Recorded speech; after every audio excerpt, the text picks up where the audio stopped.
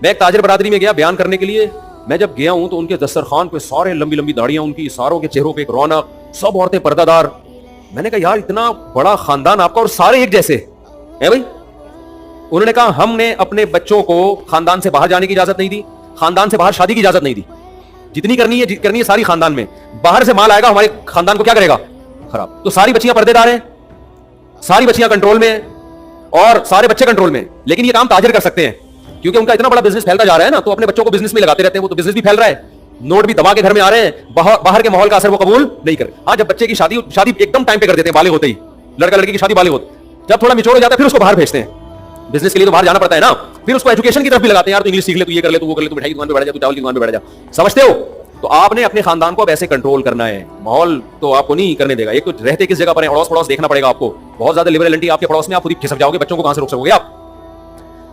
नहीं यार समझ में तो